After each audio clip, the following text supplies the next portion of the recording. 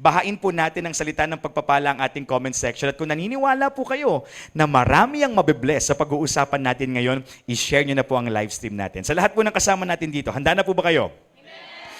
Our series for the whole month of June, actually, ito na po yung huling linggo natin sa buwan po ng Hunyo. Ito na rin po yung huling usapan po natin sa ating serye na pinamagatang The Church is Sinking. Katulad po ng aking nabanggit sa inyo, marami naman pong mga simbahan ang naitatayo o naitatag, ngunit marami rin pong simbahan ang nagsasara. Marami pong simbahan ang nawawala. Marami rin pong simbahan ang nadidissolve. Marami rin pong simbahan ang nagkakawatak-watak o kaya naman po ay nag-aaway-away. At ayaw po natin yan. Just because a church is existing currently does not mean hindi po nagkakaroon ng problema sa loob. Maaaring ang simbahan pala ay maganda sa panlabas at nakikita po ng mga tao na nagpapatuloy po ito pero baka po nabubulok na ang loob. While there are so many reasons kung bakit po nagsisink ang simbahan, kung bakit po nawawala o nasisira ang isang simbahan, baka po ang problema ay ikaw. Sabi mo nga sa katabi mo, baka ikaw. Ay, kaya lang, baka po magkasisihan po kayo. Ayoko naman pong ma-offend niyo po ang isa't isa. Ang ibig ko pong sabihin, baka tayo. At hindi po natin yun gusto.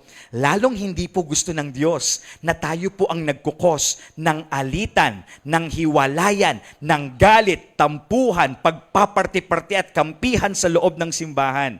Kapag po ang simbahan natin ay hindi naging matatag, naaapektuhan po ang ating pananampalataya. So this is a call for us to fight for our church so that we can also fight for our faith. Our reference passage can be found in the book of Romans, chapter 16, verse 17. Let me read our reference passage. It says here, I urge you, brothers and sisters, to watch out for those who cause divisions and put obstacles in your way that are contrary to the teaching you have learned. Keep away from them. Ang sabi pa nga po ng Biblia, lumayo po tayo sa mga taong nagiging cause ng dibisyon sa ating simbahan at nagiging dahilan kaya hindi po lumalago ang ating pananampalataya. Kanina nasabi ko po sa inyo, ito po ang ating huling topic. Tama po ba?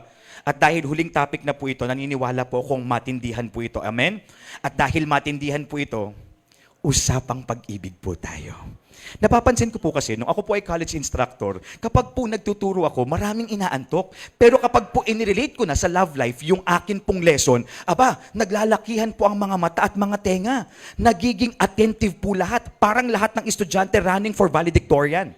At napansin ko, ganun din po sa simbahan, yung ilan seryoso po ang mga mukha. Pero kapag sinabi ko na pong usapang pag-ibig, sabi mo sa katabi mo, kinikilig ka na naman. Pero parang hindi po masyadong nakakakilig yung usapan natin ngayon. Kasi yung tanong ko po ay, bakit may mga pagmamahalang nauuwi sa hiwalayan? Hindi po ba kayo nagtatanong paminsan-minsan na, mahal naman ng dalawang tao ang isa't isa, pero bakit naghiwalay sila? Yung iba nga po, tumatagal pa ng taon. Like 2 years, 3 years. Dagdagan pa natin para mas masakit. 8 years, Pastor Carl. 10 years. 12 years. Tapos darating na lang po yung araw na hindi na po nila pipiliin yung isa't isa.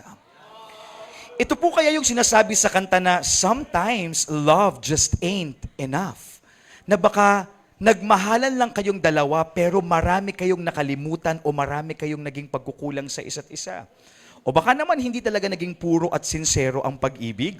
Hindi naman po sa pinag-o-overthink ko yung mga in a relationship ngayon, yung mga may partner ngayon, pero bantayan nyo po yan. Subukan po nating alamin ang ilang mga rason. Alam ko may kanya-kanya po kayong suggestion. Yung ilan po sa inyo nang gigigil. Para naman po hindi maubos yung oras natin, ilan lang po yung mga rason na ipapakita ko po sa inyo dito ngayon. Una, baka dahil sa lack of commitment. Ilang beses ko na pong sinabi sa inyo na ang pakikipagrelasyon ay para lamang sa mga handang mag-commit na tao. Hindi po laro ang pag-ibig. At kapag sinabi po nating pumapasok tayo sa isang relasyon, nagkakaroon po tayo ng responsibilidad. Tumatrabaho po tayo. Hindi po tayo papasok sa isang relasyon para maging tamad. Na para bang ang thinking po natin, tatayo lang ako dito. magiging nonchalant lang ako dito. Tapos kung mahal niya ako, Pastor Carl, dapat siya ang kumilos. Dapat siya ang tumrabaho. Siya yung maglambing, siya yung maglingkod, siya yung mag-remind, siya yung mag-update. Siya lahat, pero wala kang ginawa. Inuulit ko, kaya po siya relationship kasi may gagawin po kayo pareho. You would strengthen each other. You will build up each other. You would celebrate one another. You would update each other. Kasama po yan. Hindi po mabawala yan. You would secure or affirm each other's love. Sisiguraduhin din po ninyo na kapag may mga mahahalagang okasyon, hindi po yan nakakalimutan. Kahit nga po simple ay naisi-celebrate po yan. Muli, kailangan kapag papasok tayo sa relasyon, handa po tayo sa commitment. Buti na lang, hindi ito yung katabi mo. Amen? Pero para sa mga taong lacking in commitment, sabihin po natin, wag ganon. Pangalawang rason, baka dahil sa argument. Ay maniwala po kayo sa hindi, parte po ng relasyon ang tampuhan, ang pag-aaway. Niwala po kayo. Kahit nga po hindi romantic, sa pamilya nga lang po, magkapatid, laban sa magkapatid, sigawan po eh. Magpinsan, laban sa magpinsan, mag-aaway din po. Kahit nga po kayo mga magkakaklase, kahit nga po yung mga magkakatrabaho, minsan nagkakaroon ng tampuhan. Tama po ba? Kaso ang mahirap kapag walang intindihan, kapag walang naggagawad ng kapatawaran, kapag nagpapataasan at nagmamatigasan. Amen? Buti na lang hindi ito yung katabi mo. Hindi niya hahayaang, bakit po kayo natatawa sa katabi nyo? Naniniwala po ako na yung katabi po ninyo, hindi niya hahayaang lumipas ang isang gabi na hindi kayo nagkikibuan. Niwala ka. Tama ba ako?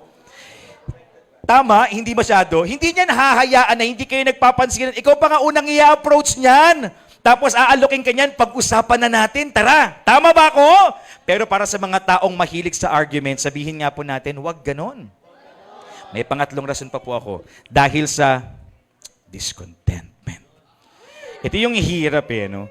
May mga tao talagang ang problema ay hindi marunong makontento. May mga tao talagang ang problema eh nakangawitan atang magloko. Sasabihin nila mahal ka nila, pero marami pa palang mahal na iba. Alam po ninyo, sa relasyon, hindi po ito tungkol sa paghahanap ng perpektong partner. Dahil ang totoo po niyan, wala naman pong perpekto sa atin. Relationship is seeing all the imperfections toward another person, yet appreciating the imperfections, accepting and embracing the imperfections. And then you work together para mas maging matibay ang inyong relasyon. Kaya nga ang sabi po nila, kapag ikaw ay pumasok sa relationship, dapat pinipili nyo ang isa't isa kahit sa mga araw na hindi kasing init ng dati yung pag-ibig na inyong nadarama. Kasi katulad ng mga tourist destinations na may peak season and off season, ganun din daw po sa relationship. May mga times na in love ka sa partner mo, may mga times inis na inis ka sa kanya, pero gayon pa man, dapat nakukontento ka kasi pipiliin at ipaglalaban mo siya. Amen? Buti na lang hindi ito yung katabi mo. Marunong makontento yan. Amen? Pero para sa mga taong hindi nakukontento, sabihin po natin, wag ganon.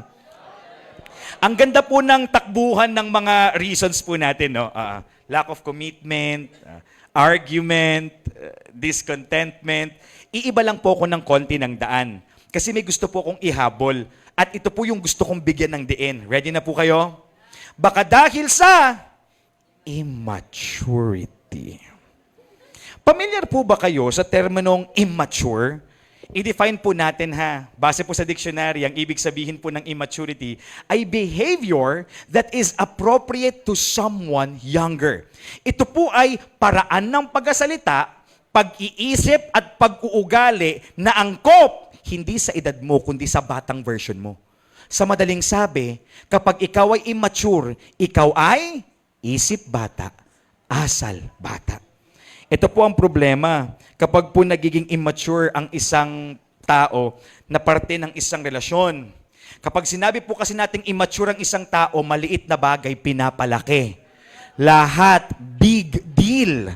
Kapag sinabi po natin ang isang tao ay immature, lahat ng bagay umiikot sa kanya, siya ang bida sa bawat kwento at istorya. Baka po kasi ang nasa isip ninyo, ay Pastor Carl, immature po ba yung ganito? Yung tipong gusto ko po magpalambing sa kanya tapos sasabihin ko, ay, miss na kita. Pwede naman.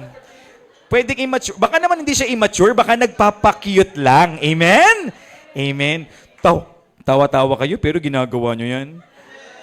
Ay, hindi mo ba ako na-miss? Ano naman, oh? Yeah. Tapos iba naman sa inyo, tuwan-tuwa pag may ganyang mag-approach sa inyo. Crush ako nito, nagpapabebe sa akin eh. But more than pagpapabebe, when we say immature ang isang tao, kahit yung mga simpleng hindi mo siya na-chat ng isang umaga, galit na siya kaagad. Lumalim lang yung tulog mo kasi nga nag-overwork ka o nag-overtime ka. Ang nga sabihin niya na, sa loob ng 2 taon ngayon mo lang ako hindi in-update at sinabihan ng good morning. Yun na nga eh. 2 taon, consistent naman siyang bumabati sa'yo. Hindi mo man lang ba naintindihan na pwede namang may isang umagang tulog na tulog siya?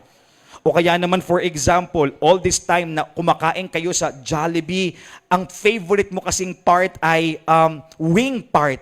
Pagkatapos, sa sobrang pagmamadali niya, sa haba ng pila, ang nakuha niya ay leg part. Pambihira, nagtampo ka kaagad, binigdil mo kaagad. Leg part? May tinitignan kang legs, no? Hindi na ako ang gusto mo, umaming ka sa akin. Binibig deal po ang lahat. Kapag sinabi po ang isang tao immature siya, dapat palagi ang susuyuin. Siya dapat palagi ang nasusunod. Magtatantrums pa yan.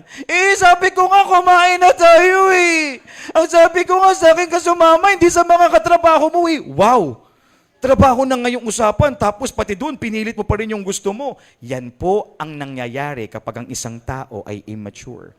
At ayaw po nating maging toxic sa isang relationship. Buti na lang, hindi ito yung katabi mo. Amen?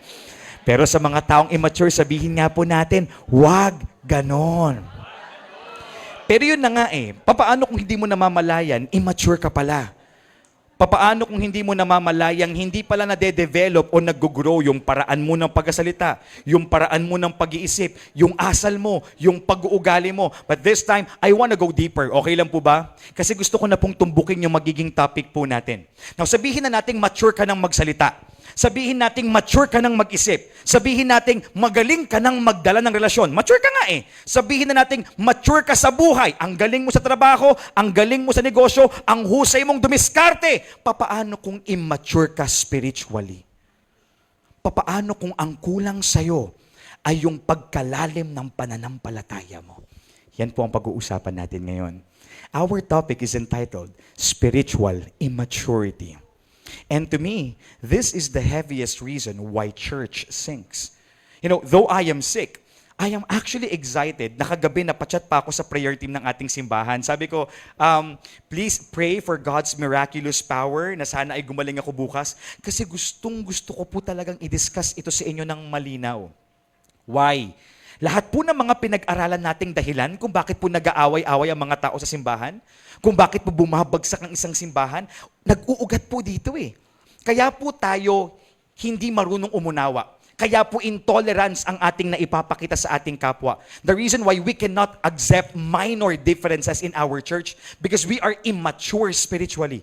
Ang dahilan kaya po may pride ang ating mga puso because we have immature faith. The reason kung bakit po tayo, ano yung mga napag-usapan natin? Offended palagi because we are immature spiritually. Kaya ang nais po ng Diyos ngayon, kausapin pong lahat tayo ngayon. Amen? Let's close our eyes and let us pray. Hallelujah. Father God, marami pong salamat sa presensya ng bawat isang nandito ngayon sapagkat alam po namin that we are handpicked. Pinili niyo po kami sapagkat ito po ang kinakailangan naming matutunan. Kaya sa oras po na ito, malaya po kayong kumilos sa aming kalagitnaan. Wala po kayong lalampasan. Lahat po kami ay babaguhin nyo ng lubusan. O Diyos, itago nyo po ako sa inyong likuran. Wala po kaming ibang marinig at maitaas kundi kayo lamang. At marami pong salamat sa katagumpayan ng aming pag-aaralan. Ito po ang aming samot dalangin. Sa pangalan mo, Jesus, ang lahat po ay magsabi ng Amen and amen. Now, I would like to begin with this verse written by the Apostle Paul, Apostol Pablo. Sabihin nga po nating lahat, Pablo! At ang sabi po niya sa aklat ng 1 Corinthians chapter 13 verse 11, when I was a child, I talked like a child. I thought like a child. I reasoned like a child. When I became a man, I put the ways of childhood behind me. Now, alam na po nating lahat na ang pinupunto po ni Pablo dyan ay yung paglalim at paglago po natin sa ating pananampalataya. But if we would take this context, if we would take this verse into a wider perspective, makikita po nating lahat na even si Paul, alam po niya na kung bata ka, sige bata ka, pero dapat habang tumatanda ka, tinatalikuran mo na yung isip bata, asal bata at pag-uugaling bata because we all need to grow up. Everybody say, grow up! Kung dati po ay hindi tayo marunong magsalita, kapag tayo po ay may kaharap na tao, dapat daw po na-develop po ito kasi parte po ito ng growing up. Kahit po sa ating trabaho, kung dati po ay puro po tayo reklamo kasi ang baba po ng sahod natin pero ang dami pong pinapagawa sa atin, we still need to grow up. At darating po sa punto na kailangan marunong po tayo magpasalamat kung ano ang meron tayo. At kapag mature ka at kapag alagang ayaw mo ang trato sa'yo ng kumpanya na pinasukan mo, tiyahanap ka ng iba. Are we getting it? Sa mga estudyante, we also need to grow up. Kung tayo yung dating mga estudyante na palagi na lamang nangungopya pero hindi nagre-review, tayo na lang palagi yung late at naghahabol sa mga requirements. When we say we grow up in our academics, mas nagiging responsable po tayo. Na-appreciate po natin na meron tayong oportunidad na makapag-aral. Nauunawaan po natin kahit sa ating mga tahanan, nung bata po tayo po yung pinapakain. But we need to grow up in our household. We need to grow in our family. Nalalaman na po natin at ginagampanan na po natin ang mga responsibilidad po natin. Kapag tayo po ang nakatokang maglinis, magkukusa po tayo, hindi po tayo paulit-ulit na nire-remind ng mga magulang natin. Amen! In all aspects of our life, kailangan po nag-grow up po tayo. Kaya kabilang po dito yung paglago po natin o pag-mature po natin spiritually. And maybe you have this question in mind, Pastor Carl, ano ba kasi yung nangyayari o ano ba yung resulta kapag mature kami spiritually? What does that mean? Now listen, being spiritually matured is not based on how long you have been in the church. Sapagkat meron po akong mga kakilala na lumaki at tumanda na sa simbahan na pinanganak na pong Kristiyano pero parang walang kinatandaan. Ang sakit ng topic natin, sabi ko sa inyo matindi. Spiritual maturity is not based on how consistent your attendance is. Sapagkat maaari po tayong maging proud na, Pastor Carl, I didn't miss out any church service. Palagi po akong present, palagi pa po akong on time. Pero may mga makikilala po tayo na hindi lumiliban sa simbahan pero hindi nagbabago ang ugali. Another thing, spiritual maturity is not based on your involvement in a ministry. We can be proud na, Pastor Carl, ang busy ko sa loob ng church. Part ako ng music team, ng dance team, ng ushering team, o lahat pa ng mga teams. Ikaw ang nagmumultitask sa loob ng simbahan. Pero kahit may involvement ka, kapag nakikita ng Diyos na mali ang intensyon ng puso mo, kaya ka naglilingkod sa loob ng simbahan, still, you are immature spiritually. Church, this is also the reason kung bakit medyo galit si Paul sa mga Kristiyano sa Corinth. Why? Did you hear me say Kristiyano? Everybody say Kristiyano. Yung binigyan po ni Paul ng letter na Corinthians, 1st and 2nd Corinthians, ay mga Kristiyano sa Corinth. Ibig pong sabihin, mga mananampalataya na po sila. Mga nagsisimba na po sila. Yung ilan po sa kanila, matatagal na. Yung ilan po sa kanila, marakil, may ministeryo na. Pero ano po yung sabi ni Paul? Basahin po natin. In the book of 1 Corinthians chapter 3, verses 1 to 2, Brothers and sisters, mga kapatid sa pananampalataya, I could not address you as people who live by the Spirit, but as people who are still worldly, mere infants in Christ, mga baby kay Jesus. I gave you milk, not solid food, for you were not yet ready for it. Indeed, you are still not ready.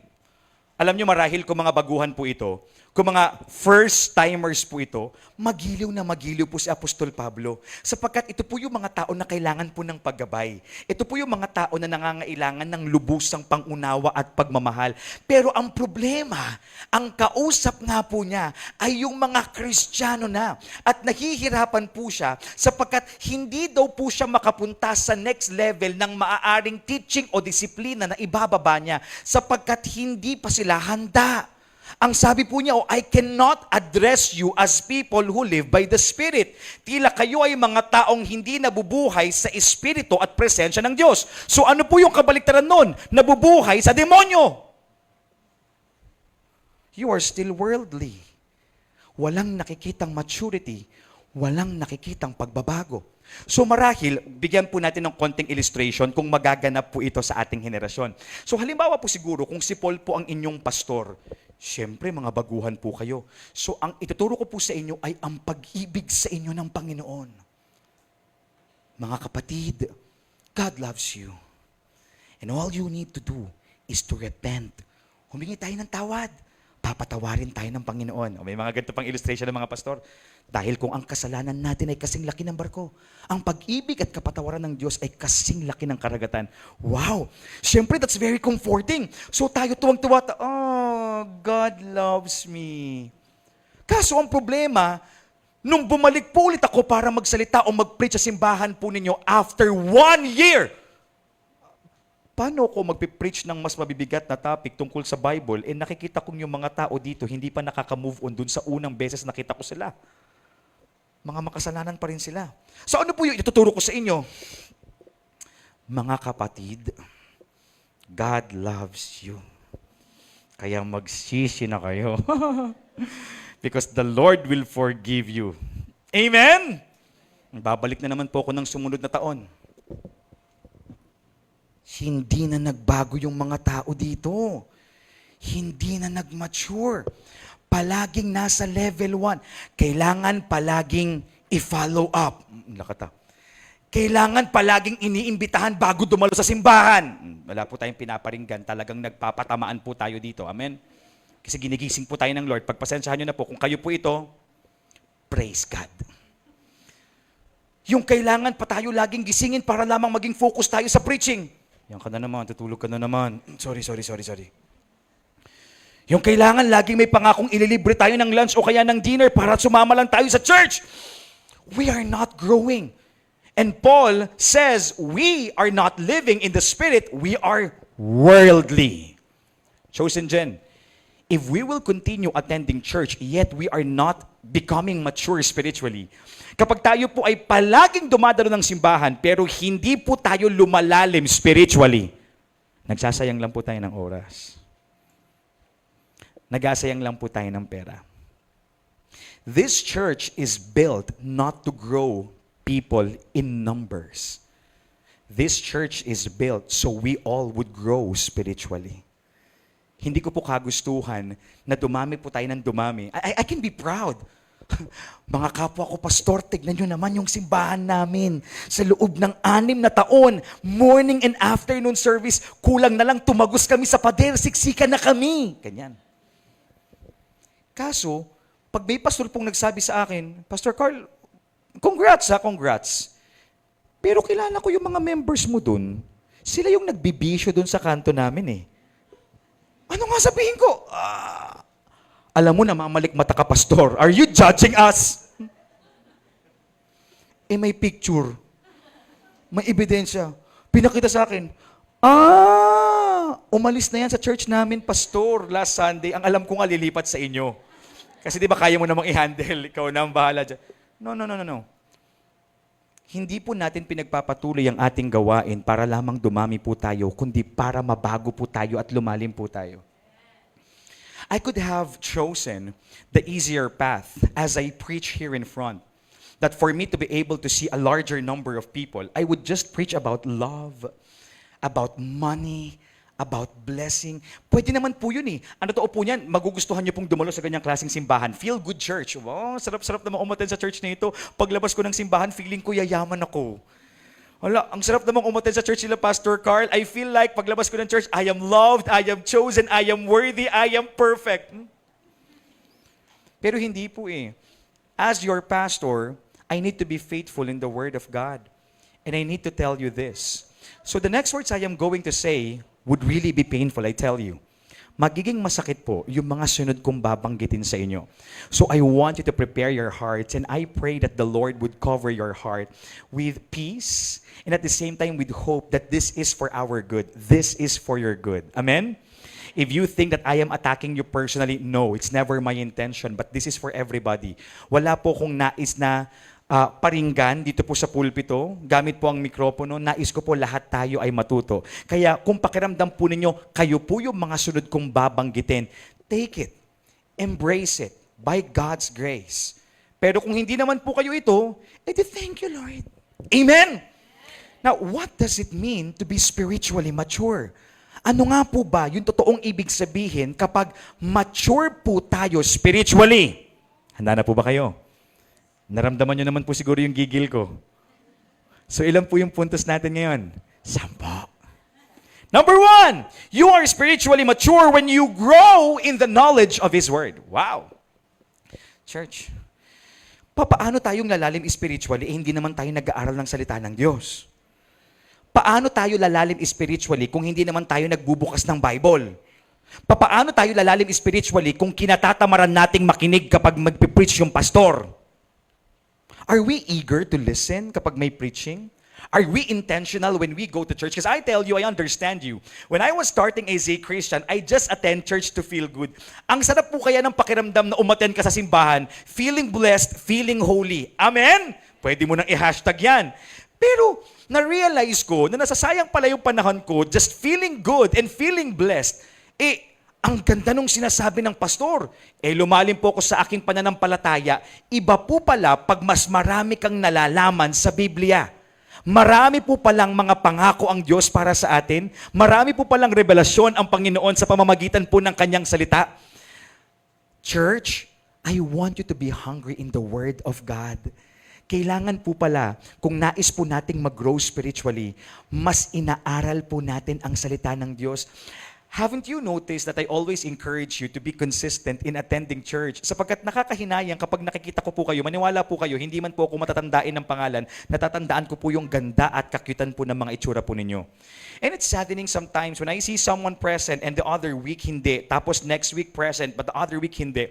I know that you have your reasons, but I hope that we also fight for our time in the Lord. Sapagkat pag dumadalo po tayo ng simbahan at nakikinig po tayo intentionally sa salita ng Diyos, may nababago po sa ating mga buhay na para bang sa paglawak po ng ating kaalaman, kaakibat po nun ay yung paglalim po ng ating pananampalataya. Amen. Ano po ba ang sinasabi ng Biblia tungkol po sa puntos na ito? Let's go to 2 Peter chapter 3 verse 18. It says here, "But grow in the grace and knowledge of our Lord and Savior Jesus Christ. To Him be glory both now and forever. Amen." Ang problema po kasi may mga Kristiyanong nagiging complacent. Ano po yun? Pastor Carl, sinabi nyo na po sa amin yung pinakamatinding sikreto na si Jesus ang paraan. Siya lamang po ang way, truth, and life para magkaroon po kami ng eternal life. Hindi po ba enough na yon? Naligtas po kami, na makakapunta po kami sa heaven? Church, even the Bible tells us that we should grow in the grace and knowledge of our Lord and Savior, Jesus Christ. Kasi kapag pala mas nakikilala natin ang Panginoon, mas nalalaman natin ang kapangyarihan niya, ang katapatan niya, ang kabutihan niya. At kapag mas nakikilala po natin ang Panginoon, mas lumalalim ang ating pananampalataya. Hindi niyo po ba yun naitanong? Bakit may mga taong malalim yung pananampalataya? Pero ako, eto pa rin. Mabilis pa rin matakot, mabilis pa rin mangamba. The secret is knowing the Lord more. At kung gusto po nating mas makilala ang Diyos, wala na pong ibang paraan, kundi yung mas aralin po natin ang Kanyang salita. Amen!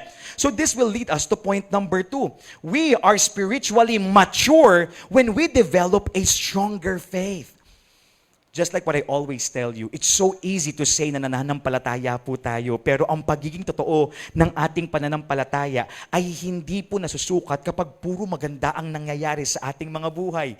Kapag po may mga pagsubok, kapag po may mga problema, totoo po bang nananampalataya pa rin po tayo? O may mga pagkakataong nagdududa po tayo sa Diyos, nagtatampo po tayo sa Diyos, napupuno po tayo ng katanungan sa ating isipan, at minsan, may mga na-encounter na po kung taong ganito, kasi ang sakit po nang nangyari sa kanila eh. Sobrang mabigat po yung kalooban po nila doon sa pangyayaring meron sa buhay po nila. And they would tell me, Pastor Carl, alam mo gusto kong magalit sa Diyos. Ganun po ba tayo?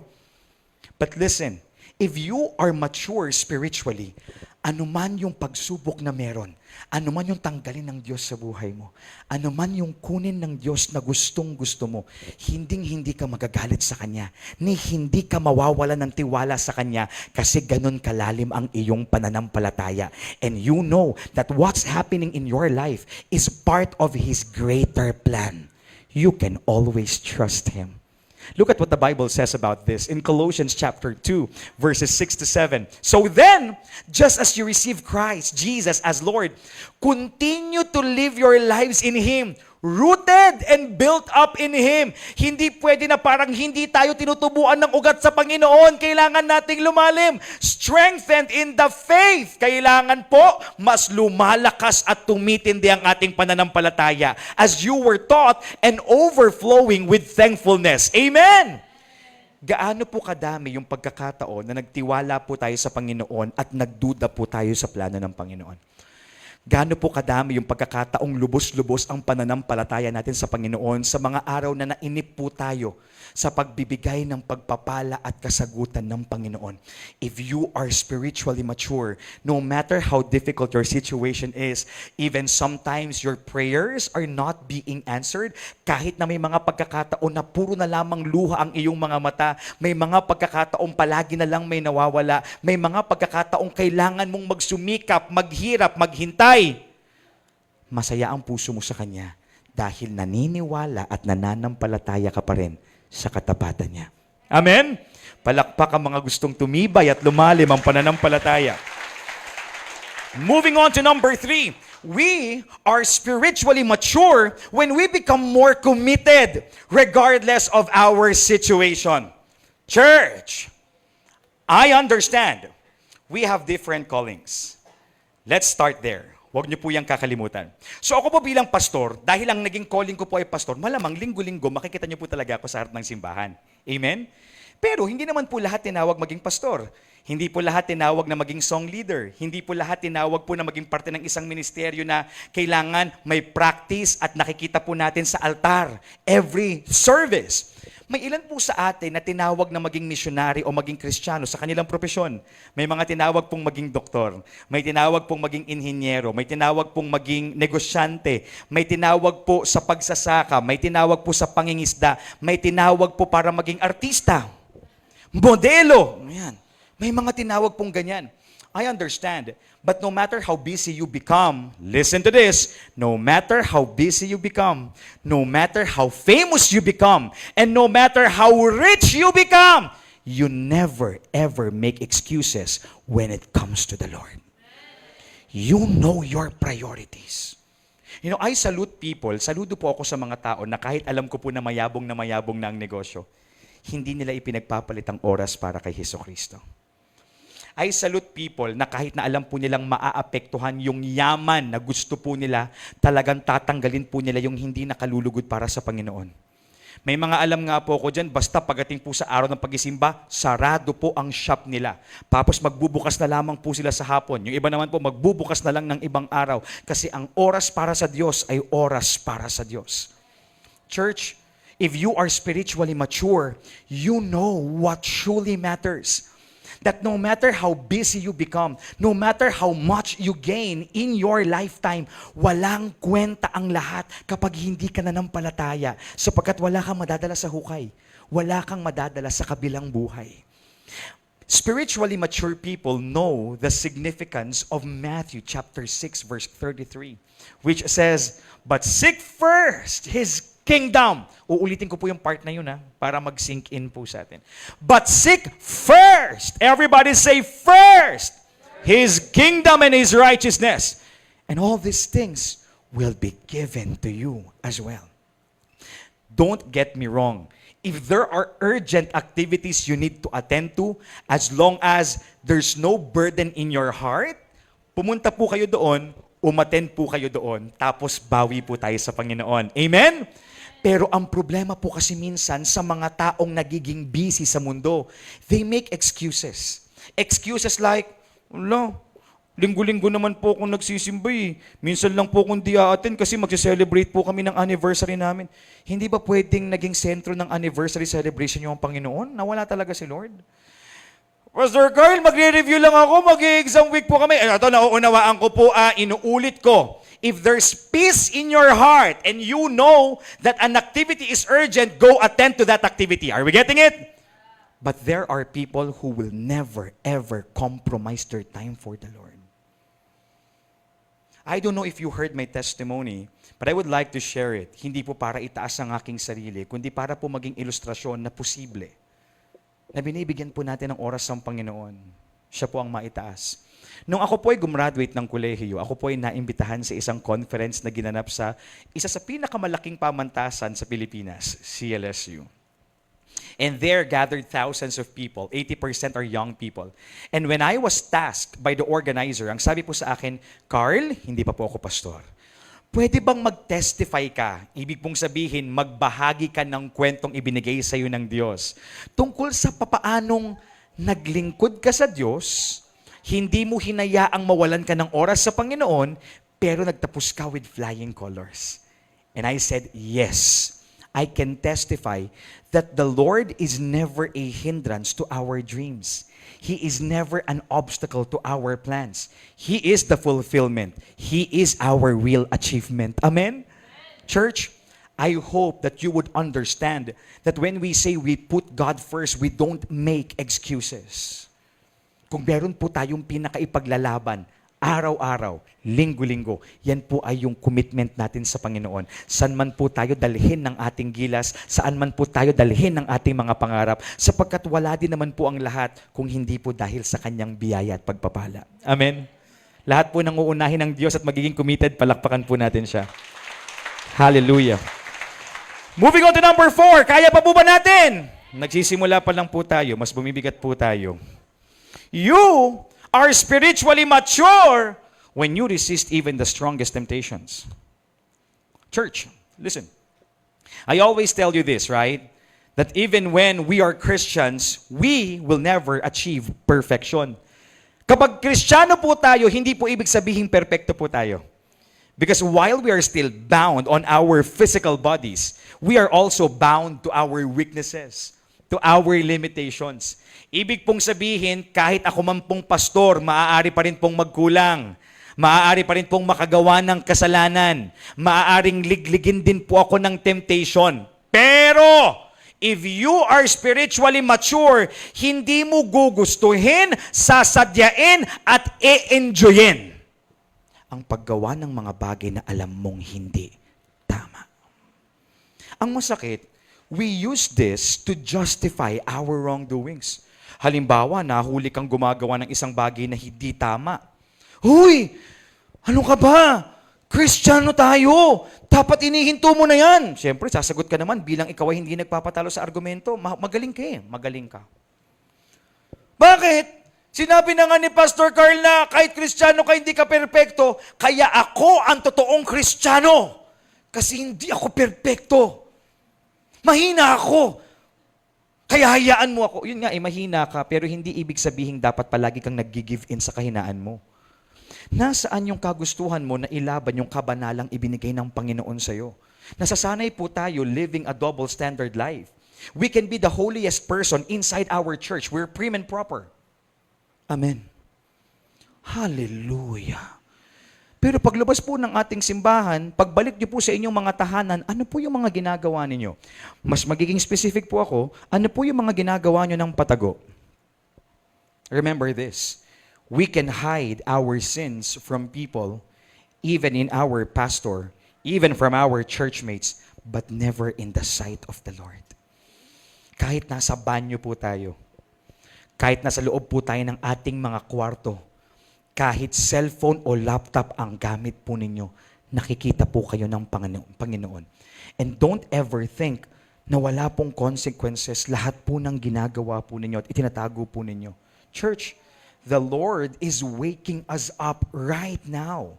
Stop justifying your wrongdoings. Stop justifying your imperfection, saying na, binabago pa nga ako ng Panginoon, inuulit ko, maaaring nagkakamali po tayo, pero hindi po natin sinasadya. Maaaring nagkakasala po tayo, pero hindi po natin ine-enjoy. Maaaring magkulang po tayo, maaaring magkamali po tayo, pero isinusuko po agad natin sa Panginoon, pinapabago po natin sa Panginoon. Amen! Ano po ang sinasabi ng Biblia tungkol dito? In Galatians chapter 5 verse 16, so I say, walk by the Spirit, and you will not gratify the desires of the flesh. Ano po ba yung ibig sabihin ng walk by the Spirit? Literal po bang paglalakad po yan? Tapos lagi mong kinukumusta yung presensya ng Diyos? God, are you still there? Beside me? Everywhere? Hindi. Pag sinabi pong walk by the Spirit, araw-araw, pinupuno po natin ang ating sarili ng presensya po ng Diyos.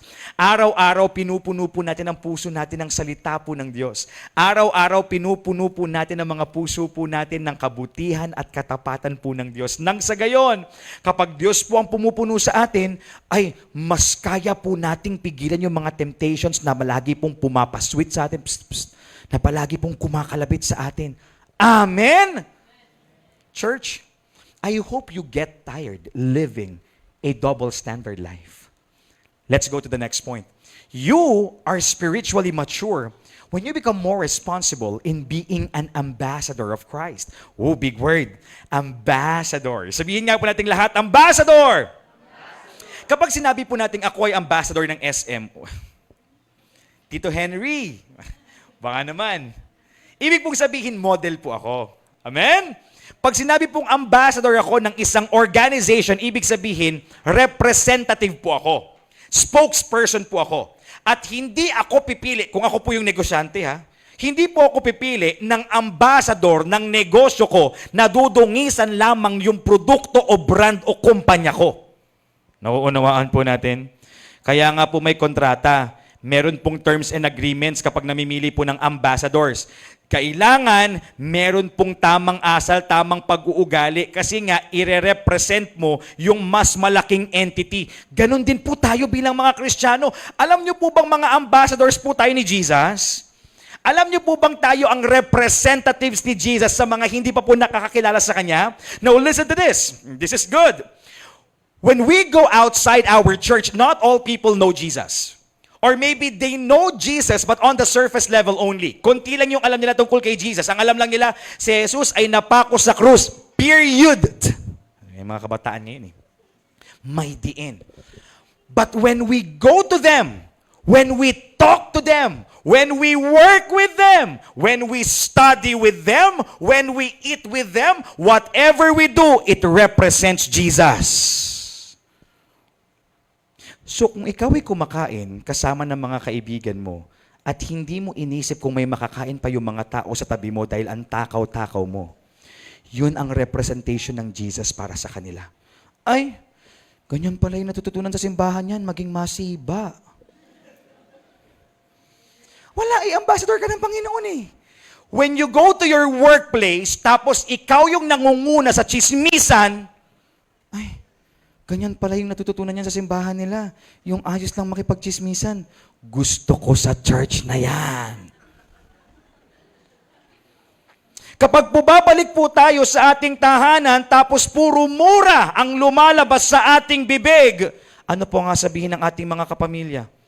Ay, parang belong ako sa church mo, kuya. Palamura rin ako eh. Tinan mo ka. Tara nga, punta nga tayo dyan. Makikipagmurahan lang ako sa loob ng simbahan. Why? Because we represent Jesus with how we speak, with how we act. Church, anong klaseng representation ang binibigay mo kay Jesus? Now I'm not kidding.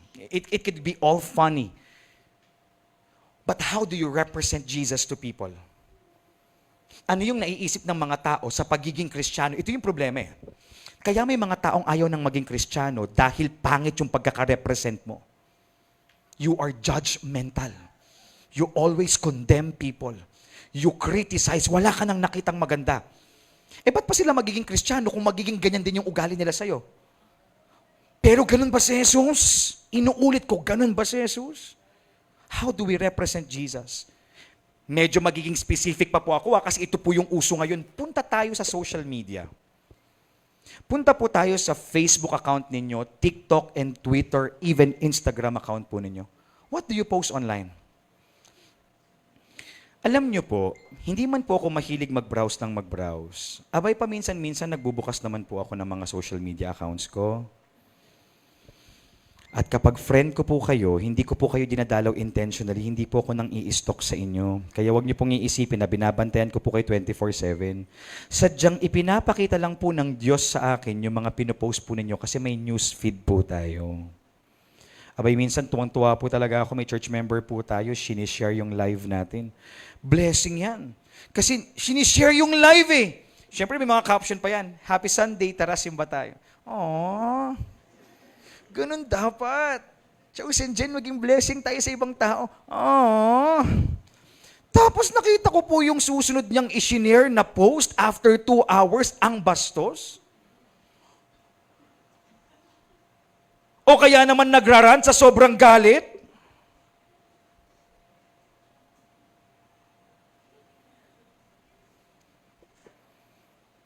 Church, whatever we post online, even that, we are representative of Jesus. How do people see you? That's how they see your Jesus. Don't get me started saying that social media is your outlet. Alam ko marami na po ang gumagamit ng social media to express their thoughts. But social media is dangerous. You have people who can be your outlet para mabahagi mo yung nalalaman mo, nararamdaman mo, but never ever publicized all the issues and concerns of your life. Lalo na kung alam mong hindi yan makakapagbigay ng kapurihan sa Diyos. Ito ako, Pastor Carly! Siyempre, ilalaban mo yan.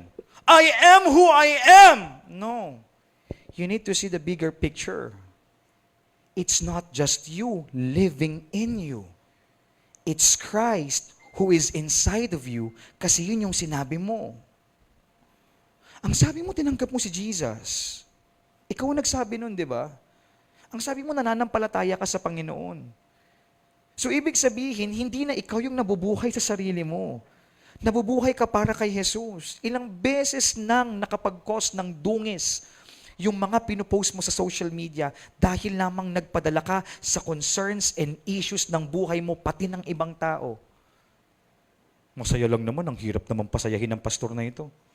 O di magpakasaya ka sa mundo, pero tinan natin kung saan ang destination mo. I speak what I say right now because I am concerned with you. Church, we need to be serious in representing Jesus. Kasi alam po ninyo, nagdo-double time yung kaaway para marami po ang mawala sa atin sa pananampalataya. The days are few before Jesus Christ returns. Palapit na po ng palapit yung araw kung kailan po muling babalik si Jesus. And we need to take care of each other. At sana po marami pa tayo ang madala sa Panginoon. Hindi lang po yung masaya tayong, meron po tayong kaligtasan, alam po natin yung daan, katotohanan at buhay para tayo po ay magkaroon ng buhay na walang hanggan. Pero ang dami po nating natitisod na ibang mga tao. Why? Ayaw nga po nilang umattend ng church kasi nakikita po nila yung ugali natin. Naririnig po nila lahat ng salita na lumalabas sa bibig po natin. Nakikita po nila lahat ng post natin, tweets natin, pati po yung mga memes na pinag-share po natin. Church, ako man tao po ako, nag-e-enjoy po ako sa mga memes. Ako man po tao lang, gusto ko rin po minsang mag-rant sa social media.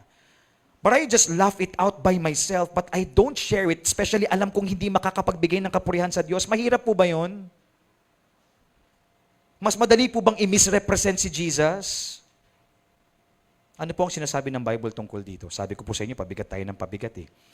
In 1 Corinthians chapter 10, verse 31, so whether you eat or drink or whatever you do, Pag sinabi pong whatever you do, lahat po ng example na applicable dito, pasok. Do it all for the glory of God. Pag naglaro po kayo ng basketball, makita ko lang talagang may mag-away sa inyo. Wala nang sports fest na mangyayari ulit sa simbahan na ito. We are representatives of Jesus eh. Kaya nga last year, palagi ko pong minimikropono bago maglaban. Hindi lang po kayo magkakalaban, tayo po ay isang simbahan, ha? Kahit po pag naglaro kayo ng mobile game, you represent Jesus. Kahit po pag sumayaw kayo, you represent Jesus. Whatever you do, it can bring glory or disgrace to the Lord. Choose what is right. Do what is right. You are an ambassador of Jesus. Do not forget that. Let's move to the next. Kaya niyo pa po ba? Ako nga po, hindi ko na po Pero sa Diyos po ang papuri. Siya po ang bahalang kumilos sa ating mga buhay. Ayan na naman. Akala nyo, magaan. Nakita nyo po yung love, no? Bibigat yan. You learn to love and do not foster anger in your heart. Church, masarap yung unang part. You learn to love. Sige na nga, lahat na nga ng tao, sasabihan ko ng I love you. Sige na nga, lahat na ng tao, yayakapin ko. Sige, simula ngayon, Pastor Carl, i-shake hands ko yung mga tao sa loob ng simbahan. Okay, very good. You're doing a great job. Now, let's move to the next one. Ano yung mangyayari kapag marunong ka magmahal? Sige, sagot. You don't foster anger in your heart. Ulitin ko Kapag marunong ka magmahal, hindi ka nagtatanim o nagpapalaki ng galit sa puso mo. Truth is, it's easy for us to show that we are loving. For example po nakita ko po yung isang taong kinagagalitan ko. Naturuan ako ng simbahan na maging mapagmahal. Sige, welcome ka sa barkadahan natin na ito. Mahal kita. I love you, my dear brother in Christ. Pero pagtalikod niya, kung ano-ano yung sinasabi ko tungkol sa kanya. Ang totoo niya, napipigitan lang ako Pambihira kasi yung simbahang na-attendan ko, masyado naman kasing sapul yung mga sinasabi. Nakita mo ngayon yung panibagong taong nagawang ka ng masama. Ay, hindi. Wala lang sa akin yun. At saka yun ang sabi sa church namin, magpatawad. Pinapatawad na kita. Pero pagtalikod niya, anong ginagawa mo? Yun yung nakagawa sa akin na masama ugali niyan. Ginawang ka din. Tara, pag-usapan nating dalawa. Magiging diretsahan po ito Walang totoong Kristiyanong nagtatanim ng sama ng loob sa kanyang puso. Yan po ang hirap sa atin Ipinapakita po nating mapagmahal po tayo pero puro galit po yung nasa puso natin. Mas palalimin pa po natin. How can you say that Jesus lives in you? O hindi ako nagsabi niyan, ikaw. Why would you say that Jesus lives in you pero ang itinatambak mo sa puso mo, galit, inis, tampo? How is that even possible? Jesus, you're in my heart. But also in my heart, anger, upset. How is that even possible? Church, when we say we have to learn how to love, normal lang magalit tayo. Normal lang po na magtampo po tayo. Normal lang po na mainis tayo. Pero hindi po natin pinapalaki sa ating mga puso. Isinusuko po natin sa paanan ng Diyos. Panginoon, kung ako lang hindi ko kayang tanggapin yung taong yan. Panginoon, kung ako lang hindi ko kayang patawarin yung nagawa sa akin ng tao na yan, pero tinuturuan mo ko magmahal kasi minahal mo ko kahit ang sama-sama ng ugali ko. Isinusuko ko yung galit ko sa'yo. Ikaw yung magturo sa akin kung paano magpatawad. Ikaw yung magturo sa akin kung paano tumanggap. Ikaw yung magturo sa akin kung paano magmahal. Kasi kung hindi mo yan natututunan at puro galit yung nakikita dyan sa puso mo pag nag-telescope ako. May stethoscope. Yung health ko po kasi kaya stethoscope yung nasabi ko. Pag minmicroscope yung puso mo at ang nakita puro galit, ibig sabihin, hindi talaga nananahan sa puso mo si Jesucristo. Church, I hope that we would learn to love by not fostering anger in our hearts. What does the Bible say about this? In 1 Corinthians chapter 13 verse 2, alam nyo, napakabigat po. Mamaya galit na po kayo sa akin dyan. Yung iba po sa inyo, hindi. Sabi po ni iba, sabi ko sa iyo, mali yung napuntahan nating simbahan Ba't tayo dyan na-attend? Ang sama ng ugali ng pastor. May mga ganyan. Kasi dati po yung mga kasamahan ko ganyan din. Yung pastor na noon, parinig ng parinig sa atin. Ako po hindi ako nagpaparinig. Para po talaga ito sa atin. Amen? Pero magugulat po kayo, hindi po ako yung mas masakit magsalita. Yung Bible! Tingnan niyo po ha. Sasampulan ko po kayo.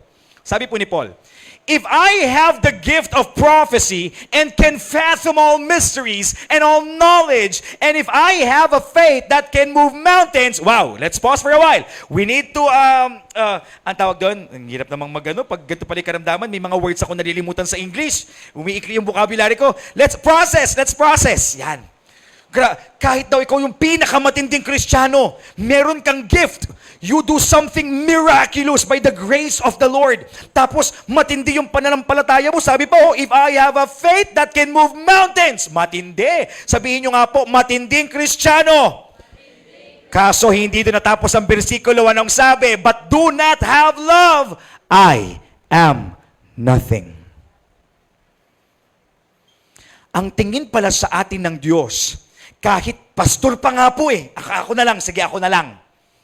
Kahit po, nagsosonglid po ako, nagtuturo po ako paminsan-minsan ng sayaw, nag-head din po at nagtitrain po ako ng music team, nagpapa-workshop din po ako sa teatro, pagkatapos ako pa po yung nag-aaral ng salita ng Diyos para ibahagi po sa inyo, pwede ko pong sabihin na ako ay matinding Kristiyano, pero kung puro sama ng loob, tampo at galit ang nasa puso ko, ako ay wala lang pagdating sa Diyos na sinasamba ko.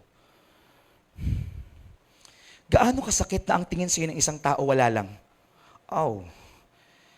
Yung effortan mo na pero ang tingin niya sa'yo wala lang. Yung ibinigay mo na lahat pero ang trato niya sa'yo wala lang. Mas masakit kapag Diyos ang nagtrato sa'yo ng ikaw ay wala lang. Why? Nakalimutan mo ang pag-ibig. God is love. Kaya kung meron man po tayong pinakaunang bunga, yan po ay ang pag-ibig. If you are not learning how to love, you don't have Jesus in your heart in the first place. Let that sink in. Let's move to the next part. Number 7. Kaya ba po ba natin? You understand the responsibility of being a peacemaker. Alam nyo, yung mga taong immature lang po ang nag-aamok ng away. Halimbawa, laro. Halimbawa, sa birthday party. Halimbawa sa classroom, nilahat ko na po Halimbawa sa opisina at kahit sa loob ng simbahan. Mga taong immature lang po yung makikipagsigawan. Mga immature lang po ang makikipagparinigan. Ang mga mature, matik yan, hindi yan papatol. Kahit sa kalsada, immature lang yung ang bilis-bilis mag-init ng, galit agad. Ang init-init po ng ulo. Pero, ang mga Kristiyano, yan ang unang-unang pipigil sa away. Pag nakita po nila na may nangyayari na pong away, yan ang unang magsasabi ng, sandali, tama na. Lumalala na, nag-aaway-away na, pag-usapan nyo yan. Pag-usapan natin to. Papagitna ka. Kasi alam mong anak ka ng Diyos. At ang totoong anak ng Diyos, peacemaker. Ayaw niyo pong maniwala sa akin? Baka po kasi ang nasa isip nyo, inimbento ko lang po to. Punta po tayo sa Bible. In the book of Matthew chapter 5 verse 9, ang sabi po dito, Blessed are the peacemakers. Lalaksan ko. Blessed are the peacemakers, for they will be called children of God. Kapag tayo po ay spiritually mature, ang gusto po natin kaayusan. Kapag tayo ay spiritually mature, ang goal po natin palagi, reconciliation and restoration. We don't even care in advancing our argument. We don't even care anymore to win a conflict. Hindi na mahalaga yung ako yung manalo, ako yung makitang tama, ako yung may pinaglalaban, so dinepensahan ko lang yung sarili ko, Pastor Carl, kaya ko lang naman pinatulan, siya po yung unang nag-amok. Yun na nga kahit iba yung unang nag-amok, kahit yung ibang tao ang nakagawa ng pagkakamali sa'yo, kapag peacemaker ka, hindi mo papatulan yan. Peacemaker ka nga Anak ka ng Diyos. Hindi ka mag-aamon ng away. Hindi mo papalakihin yung gulo. And this will lead us to the next point. In connection to this, you become less sensitive and learn to let things pass. Pasensya na po kayo May mga pagkakataon po kasing you need to confront the problem. Yun din po ang kalidad, yun din po yung quality ng isang peacemaker. Okay? For example, alam ko pong meron akong na-offend na tao. Abay, hindi ko na po hahayaan na hindi po makausap yung tao na yun at humingi ng paumanhin. As a peacemaker, sisiguraduhin ko po na makakalapit ako sa kanya at makakahingi po ako ng tawad sa nagawa ko. Lalapit po ako. Bro, pasensya ka na. Nadala lang ako na emosyon ko kanina kaya medyo naging pasigaw yung pakikipag-usap ko sa'yo. Don't worry, I'll do better next time. At kahit sabihin ng tao na yun na, sige, okay lang, sanay naman na ako sa'yo eh. Hindi ka biglang, nagsasorry na nga eh. Hindi. You would respect because you are a peacemaker. Now, kung ikaw naman ang na-offend, still as a peacemaker, you would confront the person directly. Para hindi lumaki yung away, para hindi lumaki yung gulo. So you would say, alam niyo, nagkaroon po kami ng planning ng mga directors. So sabi ko po sa inyo, isa po to sa mga sinabi ko sa kanila. Alam niyo, sabi ko, kapag may conflict kayo sa simbahan, dapat maging mature enough kayo to confront the person. Hindi yung kung kani-kanino napupunta yung kwentuhan, lumalala eh. O ang nangyayari, ang nananahan sa puso nyo, hindi na si Jesus, galit. Sama ng loob, tampo, issue. So anong gagawin? Pag na-offend ka sa isang tao, lapitan mo. Ayaw niyang lumapit, siya yung hindi spiritually mature. Eh di ba ikaw yung spiritually mature, di ikaw ang lumapit? Church, you cannot always expect people na pantay nung spiritual maturity na meron ka. Pero kung ikaw yung spiritually mature, ikaw yung unang gumawa ng hakbang. So anong gagawin? Na-offend ka, lapitan mo. Tapos sabi mo sa kanya, bro, gusto ko lang maging honest sa'yo. Please don't get me wrong, hindi ako galit sa'yo pero na-offend kasi ako sa mga sinabi mo kanina eh. Medyo naging below the belt lang kasi ayoko talagang na-open up yung issue ko sa family. Actually nagulat ako na nakwento mo pati yung mga ikinuwento ko sa'yo. Kaya nga kanina hindi na ako umiimik eh. So yun lang, ingat lang next time. Ano nangyari sa problema? Anong nangyari sa conflict? Nagkaroon ng kayarian. Hindi lumaki. Hindi yung inopen yung family ko. Isisiwalat ko din yung nangyayari sa pamilya nila. Likisama kayo lahat sa akin. That's how peacemakers do it. But, when we consider number 8, I'm sorry, there are times that you just need to let things pass. If you are spiritually mature, may mga concerns at issue na maaaring palipasin mo na lang. Because you become less sensitive. And you feel like, lalaki lang yung gulo, hahaba lang yung usapan, alam ko namang hindi niya sinadya, o baka naman, naging ganun na yung ugali niya kahit sa ibang mga tao, saka ko nakakausapin, pero sa ngayon, pipiliin ko yung peace of mind ko. Papalampasin ko na lang. And I hope that we would reach this kind of maturity that we don't make everything a big deal.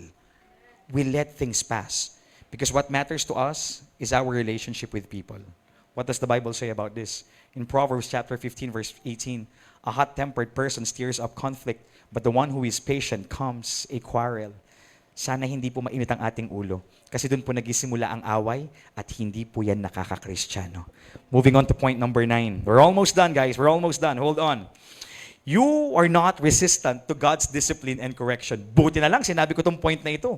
Kasi po, pag hindi ko sinabi ito, baka mamaya lalabas po kayo ng simbahan, talagang wala po tayong pansinan. Bahala ka dyan, pastor ka. Dahil mo sinabi, sakit-sakit. Ang mahirap pa dito, nagiging resistant tayo sa Word of God. Nagiging resistant tayo sa correction ng Panginoon na habang nag-preach po ako, ano po ang tumatakbo sa isip ng ilan sa inyo? Sige, pagtanggol mo yung sarili mo. Hindi mo kasi alam kung ano yung hirap at sakit na pinagdadaanan. Kung minsan ganun po yung tumatakbo sa atin. But let me just remind you through the Word of God that when we are spiritually mature, we are not resistant to God's discipline and correction. We take it in. We embrace it and we apply it in our lives. What does the Bible say about this? Let me bring you to this beautiful verse. In Proverbs chapter 3, verses 11 to 12. This was from King Solomon and he's speaking to his son. Ang sabi po niya, "My son, do not despise the Lord's discipline and do not resent His rebuke, because the Lord disciplines those He loves. And as a father, the son He delights in." Alam niyo po ba, kaya po tayo nasasaktan ngayon kasi mahal tayo ng Panginoon? Totoo po yan. Kung nasasaktan po kayo ngayon, ibig sabihin pinapalo po kayo kasi itinatama po kayo. Kung nasasaktan po kayo ngayon, ibig sabihin ginigising po kayo kasi inililigtas po kayo. Ayaw ng Panginoon na palagi lang po tayong tama sa ating mga sarili. Palagi po tayong tama kasi nga po tayo ang mga magkakakampi pero hindi po tayo nagpapatama sa Panginoon. Kung nasasaktan po tayo ngayon, pinapalo po tayo dahil dinidisiplina po tayo, dahil inililigtas po tayo, dahil mahal po tayo ng Panginoon. I hope that all of us will be open to correction. And again, if you think all the points a while ago we discussed is not you, then praise God. But if you think nagkulang ka sa ilang mga puntos na ating pinag-aralan, then apply it in your life. I would like to invite our music team because I'm done with point number 10. If you are spiritually mature, you are not ashamed of the gospel. Ano ibig sabihin nun? Church, kapag tayo po ay mature spiritually, hindi na po tayo pipilitin ng pastor na mag-invite. Pambihira. Kapag tayo po ay mature spiritually, ang naibabahagi po natin sa mga tao, ang kabutihan at salita ng Diyos. Church, let me lead you to this verse in Romans chapter 1 verse 16, and this is from a spiritually mature person called the Apostle Paul. Di ba kanina, galit na galit si Paul sa mga pabebe o kaya mga immature na Kristiyano? You know why? Because he knew to himself that he is growing in faith. Na nagmamature po siya sa pananampalataya. And what is one of the evidences? One is one of the many evidences. This, in Romans chapter 1 verse 16. Ang sabi po niya, "For I am not ashamed of the gospel, because it is the power of God that brings salvation to everyone who believes, first to the Jew, then to the Gentile." Ano po ang ibig sabihin niya? Nasabi niyo, kung dati, ako yung inis na inis sa mga Kristiyano because he was a Christian persecutor. This time, hindi ko ikinakahiya na ako na ang naglilingkod at nananampalataya kay Hesukristo. Kaya naman, hanggat kaya ko, kahit gaano karaming mga tao, ibabahagi ko yung katotohanang nalaman ko kasi hindi kailanman pinagdamot ang mabuting balita. Amen? Hindi kaligtasan, papuntang langit ang ipagdadamot ko. Yan ang ibabahagi ko. Church, the reason why Paul was able to do this, it's not because he was confident. It wasn't because he's strong. It wasn't because he was smart enough. It was because he was filled with the Holy Spirit. What does the Bible say? I mean, let me just read this to you. Meron po sana akong ipapakita pang maraming bersikulo sa inyo, pero wala na po tayong oras. Nakita ko po 7:00 na. Mag-extend lang po ako ng 10 minuto. Okay lang po ba yan? So let me just jump to this. Church, spiritual maturity means being filled by the Spirit. Tingin po kayo sa akin. This is a simple yet striking illustration. Kapag ang pumupuno po sa puso natin, yung mga bagong movie sa cinema, ang gaganda po ng mga bagong palabas. Ililibre po siguro ako ng iba dyan. Inside Out 2, ang ganda nun, ang ganda. How to Make Millions Before Grandma Dies, nakakaiyak daw yun. Tapos may thriller, yung A Quiet Place. Day 1. Kung mga palabas sa cinema, yung nagpapa-excite sa'yo at tumatakbo sa puso at isip mo, doon mo mai-invite yung mga tao. Yun ang maibabahagi mo sa mga tao. Ting makikita mo sila, "Uy, ang ganda ng movie. Uy, tara sa cinema." Pero kung napupuno ka ng salita ng Diyos at presensya ng Panginoon, yun ang masasabi mo sa kanila at doon mo sila maiimbita. "Uy, friend, alam mo, mahal ka ng Panginoon. May kalakasan pagdating sa Panginoon. Tara, magising pa ako, sama ka sa akin." Pag ang pumupuno sa ating mga puso ay galit, puro negatibo din ang lumalabas sa mga bibig natin. Pero kapag ang pumupuno sa atin ay presensya ng Diyos, pag-ibig at pang-unawa yung lumalabas sa atin. Tatanungin ko po kayo, ano yung pumupuno sa inyo? Diyan po kayo lalago. Kung ang pumupuno po sa inyo ay kalaswaan, sa kalaswaan po kayo gagaling. Kung ang pumupuno po sa inyo, halimbawa ay yung kaalaman sa pera, diyan po kayo gagaling. Pero sana, ang pumuno din po sa atin, kabutihan ng Diyos. Na dapat sana ang totoong pumuno po sa atin, ang salita po ng Diyos. Nang sa gayon, doon po tayo lumago, doon po tayo humusay, doon po tayo tumatag. Church, 2 words. Tama na. Mapagod na po tayong nagsasayang ng oras sa simbahan pero hindi po tayo nagpapabago. Tama na. Mapagod po tayong dumadalo ng simbahan na nagsasayang po tayo ng pera pero hindi po tayo lumalalim sa ating pananampalataya. What we need to experience is revival. And for so many times, for a long time, akala ko po ang revival ay kapag may humahagulgol ng matindi, may lumuluhod at nanginginig at umiiyak. Those can be manifestations, but listen, true revival is when we are being transformed. True revival is when we allow God to change our lives. True revival is when we just surrender everything to the Lord. Kung pakiramdam po ninyo wala pong pag-asang mabago yung isang katulad nyo, you are getting it wrong. Because there's nothing that is impossible in God. You know, this reminds me of our common song. Tuwing buwan, meron po tayong kinakanta. At itong kanta pong ito ay isang paalala na kahit yung pinakamadilim na gabi, kaya niyang paliwanagin. So, ibig pong sabihin, kahit yung pinakapangit pong ugali, kaya rin po niyang baguhin. Amen? Sabi po sa awitin, the darkest nights, you can light it up. You can light it up. God of revival. You know, that's amazing when we understand that our God is a God of revival. And that means in Him, change is possible. Ano man po yung mga bagay na alam nating kulang pa sa atin, ano man po yung mga bagay na alam nating hindi pa po natin na-achieve, pwede pong ipagkaloob ng Diyos sa atin, pero gustuhin po natin.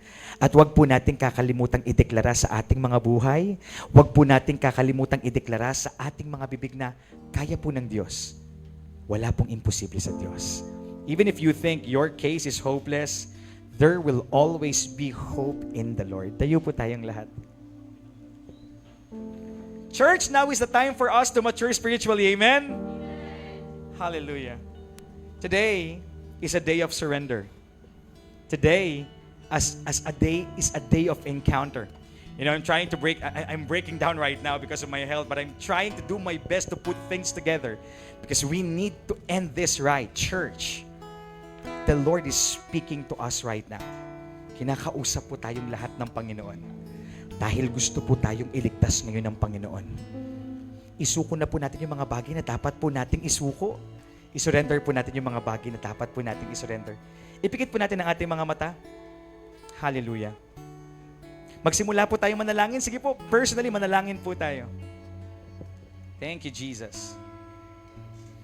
Ano man po yung mga puntos kanina na pakiramdam po ninyo, talagang kakulangan po ninyo, yan po yung ipanalangin nyo. Hindi ka ba lumalago sa pagkakaunawa mo sa Biblia? Naboboring ka ba? Tinatamad ka ba sa pag-aaral ng salita ng Diyos? Yan ang ipanalangin mo. Hindi ba nagiging malalim ang iyong pananampalataya? Napupuno ka pa rin ng takot, napupuno ka pa rin ng duda? Yan ang ipanalangin mo. Nahihiya ka bang ibahagi ang kaligtasang ibinigay ni Jesus sa iyo? Na kahit sa mga kapamilya mo at mga taong malapit sa iyo, ni hindi mo sila madala sa simbahan? Yan ang ipanalangin mo. Palagi ka bang nag-give in sa temptation? Na hanggang ngayon may na-enjoy kang kasalanan na itinatago mo sa iba, yan yung ipanalangin mo. Alam mo ba na hindi ka nagiging magandang representative ng Panginoon? Na nakikisalo ka pa din sa maling ginagawa ng mga tao? Yan ang ipanalangin mo. Nagiging magagalitin ka pa rin ba? Nagtatanim ka ba ng sama ng loob? Minsan bang ikaw ang naging dahilan kaya lumaki ang gulo, ang alitan, ang away? Yan ang ipanalangin mo. Nahihirapan ka bang magpatawad at magmahal? Yan ang ipanalangin mo. Hallelujah. Thank you, Jesus. Lord, we believe that there's nothing that is impossible in you. We know that in you there's hope. We know that in you, things could be favorable. Thank you, Jesus.